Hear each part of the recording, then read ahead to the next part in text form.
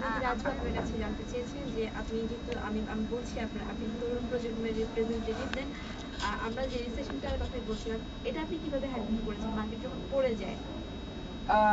সত্যি কথা, হঠাৎ করে সেল করাটা কিছুটা বোকামি। আমি যেটা করেছি, আমি দোনোটাতেই লোন নিয়ে ট্রেড করি, রিস্ক আমার বেশি। আমি চেষ্টা করেছি লোনটাকে আগে ক্লিয়ার করে ফেলার, কারণ যদি রিসেশন অনেকদিন হোল্ড করে, ইউজুয়ালি তো করে, তো তাহলে যাতে আমার বসে বসে ইন্টারেস্টটা না দিতে হয়। বাট আমার নিজের যতটুকু ক্যাপিটাল সেটা মার্কেটে ইনভেস্টেডই ছিল, আর আমার মনে হয় আমার ডিসিশনটা খারাপ হয়নি, রেজাল্ট মাশাআল্লাহ ভালোই।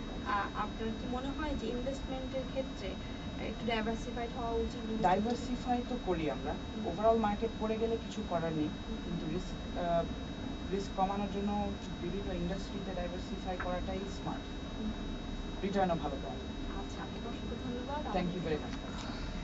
আজ কথা বলছিলাম আমাদের আজকের অতিথি রেহান মোহাম্মদের সঙ্গে। তার মুখ থেকে শুনলাম তরুণ প্রজন্মের প্রত্যাশা, এবং সেই সাথে আমরা দেখতে পাচ্ছি যে অনেক অ্যানালিসিসের কথা আমরা শুনছি। It's good for all of us. তো এখন পর্যন্ত এই রাজ্য খবরাখবর, কিছুক্ষণ পর আবারও ফিরে আসবো সেই আমাদের সর্বশেষ খবরাখবর।